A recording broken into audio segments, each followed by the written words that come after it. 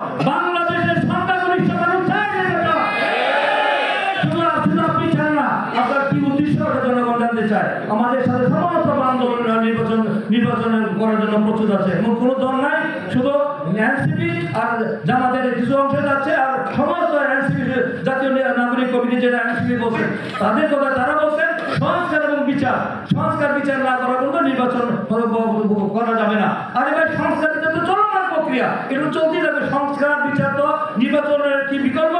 জাতীয় নির্বাচনের কি বিকল্প হতে পারে? সেটা নির্বাচন হতে পারে না। তারা চায় যে জানে যে নির্বাচন যদি হয় বিএনপি তো 290 আসনে পাবে, আমরা বিএনপি ঠেকানো যাবে না।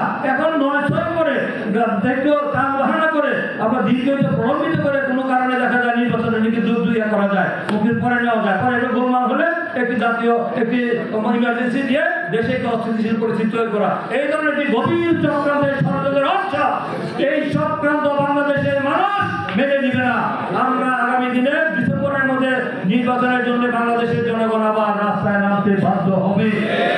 এই সরকারকে আমরা পূর্ণ সমর্থন দিয়েছি, বলছে এটা আমাদেরই সরকার, আমাদেরই সমর্থনের সরকার, সরকারকে ব্যর্থ হতে দেওয়া যাবে না। তার প্রমাণ একাধিকবার বলেছেন এই সরকারকে, এই অন্তর্বর্তীকালীন সরকার আমাদের আন্দোলনের ফসল, এই সরকারকে ব্যর্থ হতে দেওয়া যাবে না, তাই আমাদের নির্বাচন হতে হবে। কিন্তু আজকে তিনি এই কথা বলে তিনি আজকে মনে করছেন যে আজকে দেশে তার কথাই দেশ চলবে। তারা তো নির্বাচিত সরকারের কাছে দেশ জাতিকে নিরাপদ না, তারা জাতির কাছে কোনো দায়বদ্ধতা জবাবদিহিতা আছে? নির্বাচিত সরকার জনগণের কাছে কোনো দায়বদ্ধতা থাকে? তাদের দায়বদ্ধতা থাকে, জবাবদিহিতা থাকে, দায়বদ্ধতা জবাবদিহিতা থাকে নির্বাচিত সরকারের। কারণ 5 বছর পরে জনগণের কাছে ভোট চাইতে যেতে হবে। কি বলে? ভোট চাইতে যেতে হবে। আর আমি না করলে তা আমূলের ব্যবস্থা হবে নাকি? আমেরিকার পরিণতি এই পরিণতি হবে না? আমরা টাকাবাজি করি, মাস্তানি করি, দখলদারিত্ব করি, অপকর্ম করি, আমেরিকার মতো খুন খারাপি করি, তাহলে তো একই অবস্থা হবে।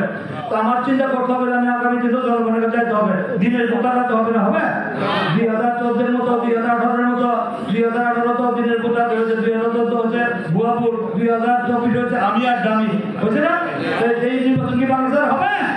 আপনার ভোট আপনি দিব, যাকে খুশি তাকে দিব, দেখে শুনে বুঝে শুনে যোগ্য ব্যক্তিকে দিবেন, যে ব্যক্তি আপনার ভোটের আমাদের খেয়াল করবে না। সেই দিন আসতেছে, তো সেইটা জনগণের সরকার, জনগণের সরকারের কাছে, জনগণ সরকারের এই দেশের মালিক, জনগণের সরকার, জনগণ নির্বাচিত সরকারের কাছে ক্ষমতা হস্তান্তর করে তারা সবসময় বিজয় হবে, এটা হলো আমাদের বক্তব্য।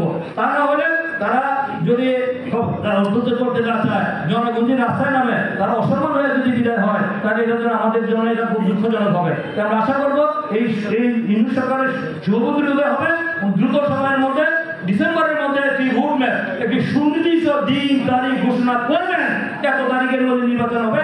সমস্ত পরিবেশ, এই যে অস্থিতিশীল পরিবেশ, উত্তেজনা, এই যে দেশে মানুষের মধ্যে যে খুব দুঃখ বেদনা, দ্রব্যমূল্য অবনতি, বিনিয়োগ হচ্ছে না এবং অর্থনৈতিক সংকট, সব আস্তে আস্তে স্বাভাবিক অবস্থায় ফিরে আসবে। কিন্তু যতই আপনি প্রভাবিত করবেন, পরিস্থিতি আরো গোলাট হবে, আরো অনিষ্ট দিকে যাবে, দেশে একটি সংঘাতের দিকে চলে যেতে পারে। তাই আমি যেখানে এই দেশের জনগণ চাচ্ছে, এই যে সবগুলি রাজনৈতিক দল চাচ্ছে, এই দেশের সেনাবাহিনী চাচ্ছে, সেনাবাহিনীর কথা বলছে নির্বাচন হওয়া উচিত ডিসেম্বরের মধ্যে। তারপরে আপনাদের সমস্যাটা কোথায়, এই বিষয়টি জনগণ কিন্তু সন্দেহ চোখে দেখছে, আর কিন্তু ধৈর্য, সংযম, সহনশীলতার ভাব বেঁধে গেলে জনগণকে রাস্তায় নেমে আসবে।